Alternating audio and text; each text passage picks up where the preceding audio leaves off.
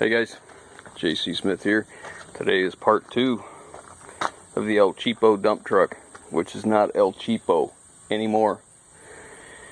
It's the way it works.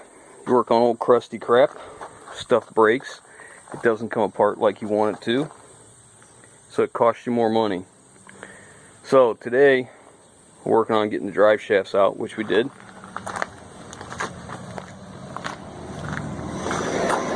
See, when I take them apart, I number them. So if they get apart, and I mark which way they were, so if I ever have to index them again for whatever reason, I know.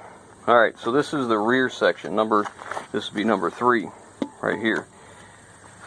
So none of the straps, the bolts would come loose. So we had to heat every single one of them. And 2 on this. Now we heated all of them, they all came loose. On this one up here, which was this yoke, I had to cut the heads off with a torch because they wouldn't come loose, and they're 12 point and they stripped out. So I cut the heads off, and then of course I was able to get the heads off after that. But now, because I had to heat those both ends to get them loose at the transmission and at this yoke, it's destroyed the seals in the U-joint. Not a lot I could probably have found a way to get them out without destroying them, but you know, we're at a point where I'm going to replace 2 U-joints. So there was part of that $400 cost. Well, I guess I should back up. I called the driveline shop. The longest they want to make a drive shaft from point to point is 72 inches. 72 inches would give us our 84 cabbed axle. Okay, so I was still going to go to these and just make it 72 cabbed axle, but since I need U-joints in this and they can make this in one piece, I'm not into spending money I don't need to, but it looks like the best thing to do is just go ahead and go 84. But I still haven't decided. We'll see how the rest of this crap comes apart, how much more stuff breaks. If I can get all this apart and I don't have to buy too much more crap, we'll just go ahead and have the drive shaft made. If not, we're just going to have to deal with 72. So let's get at it.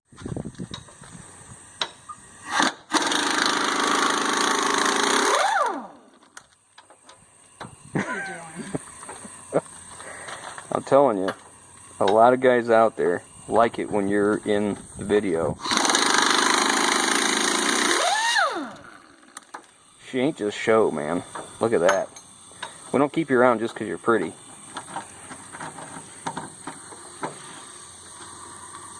This means rest.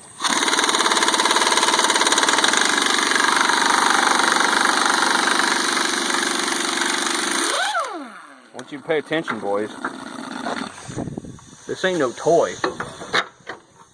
Those are 9/16 bolts. 24mm socket. Look at the guns on this.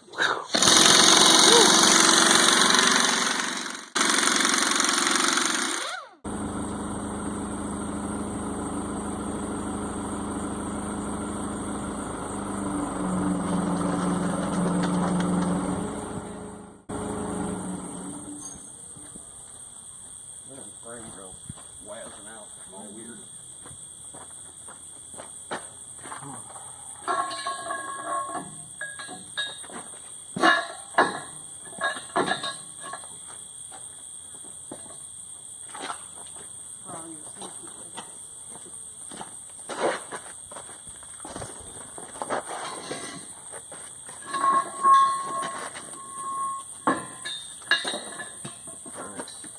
Go ahead and let the braid all down.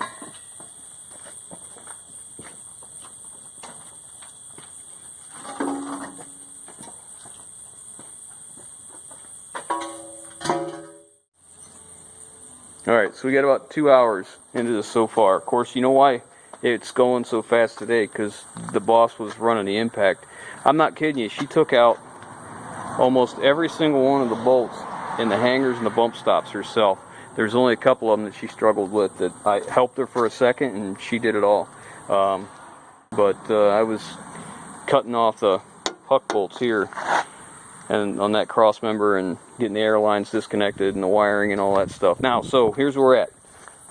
OSHA approved jack stands, backed up by the grade all.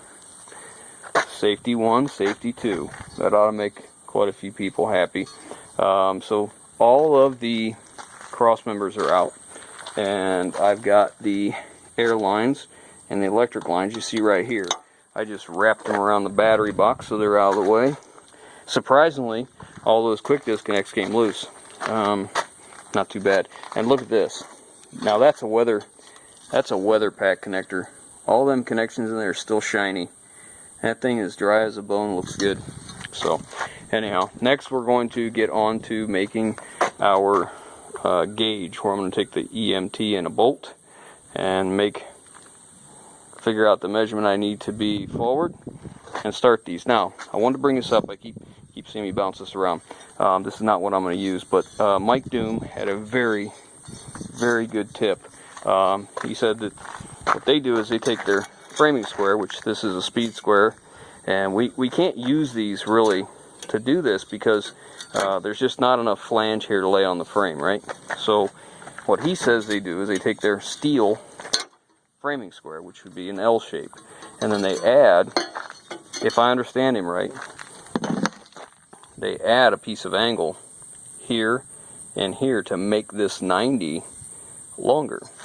So then it will lay on the frame and give you good, accurate, straight lines every time. Because this one, all it takes is, you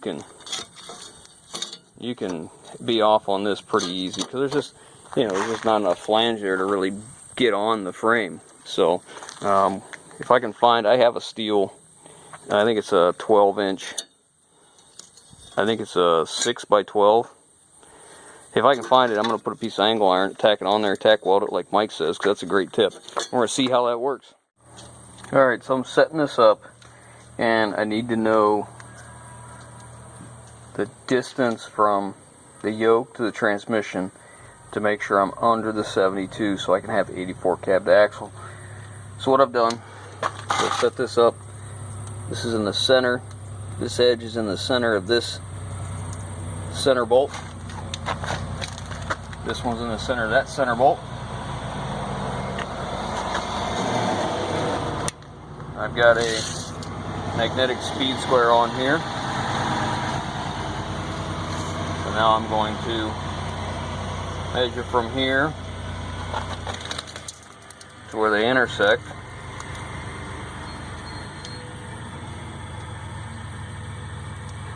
That's actually 16 on the nose. So I can add, I need to know this measurement so that I can make sure I get my drive shaft 72 inches or shorter once I lay everything out. So this is 16 inches. I got to keep that in mind. Alright, let's get to measuring.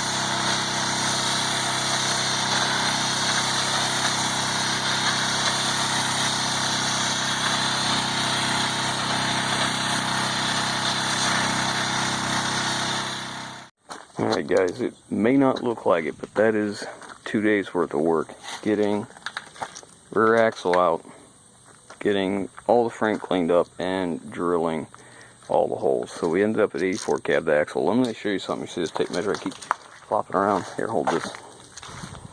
Alright, so to get my holes just right, I hook that on there. I bring it around like this. I put blue painter's tape on there.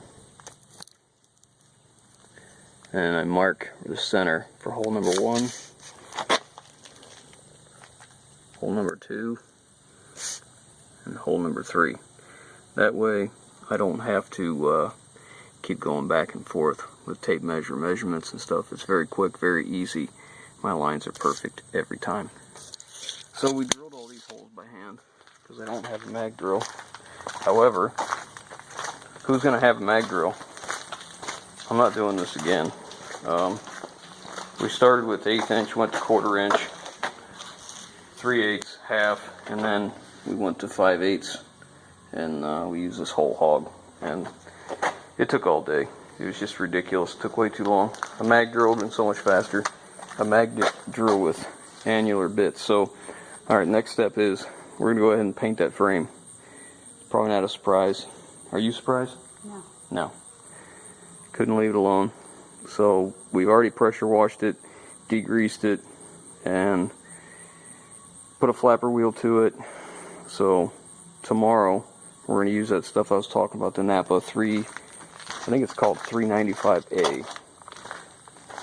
And we're going to put that on there. We're going to see how it works. It turned out pretty well.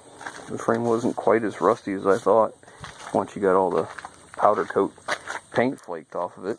So the 395A we're going to use as a tar base. I'm not going to spray this. I am going to brush it. And when I say we, I mean,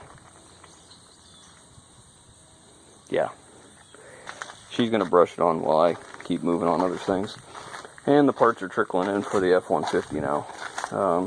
I went ahead and pressure washed the differential too, so we can paint it. So everything should be painted up nice.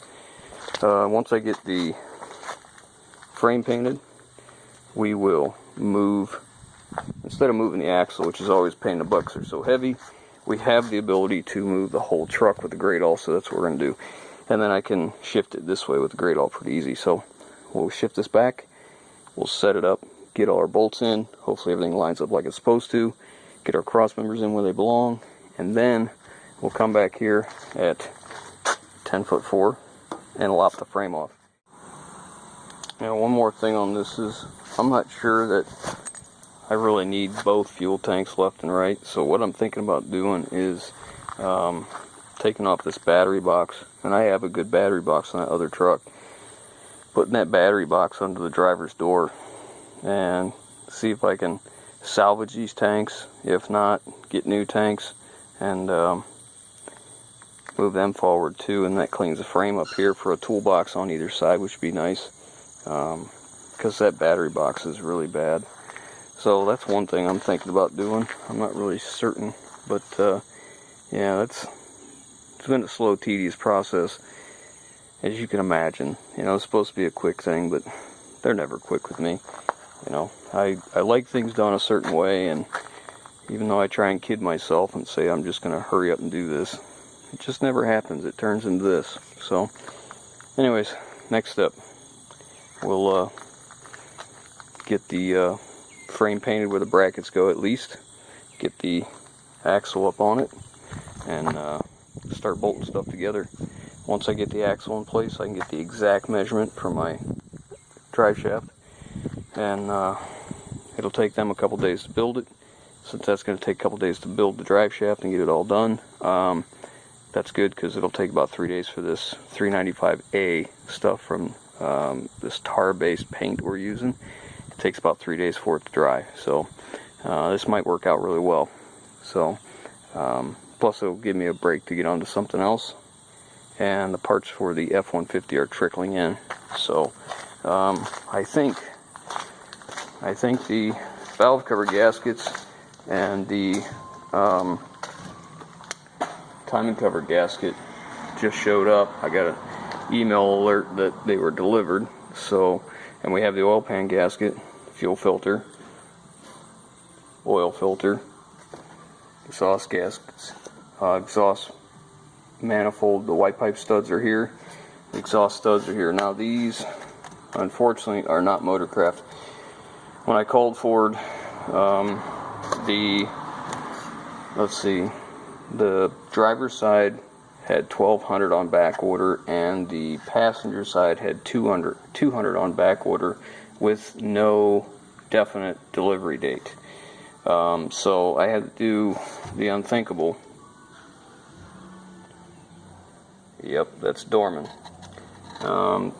These seem to be a little bit thicker in the flanges. They might be a little bit heavier feeling all over. So hopefully they're better. But I think it's better than the ones I had, the originals. Hey, and if it means anything, we're recycling here. So just so you know, these were made with our old scrap cars, our old scrap steel. And I can tell you that for certain because it's made by the C. Heine company over the pond. So that's where all of our old scrap cars used to go, over to China. Not so much anymore, which is why scrap prices are so low, I'm told. Anyways, so that's that, and we got just about everything for the F-150 now, so we'll probably get moving on that here while this is curing, or I might tidy up a few other things I got going on. But the frame turned out pretty well.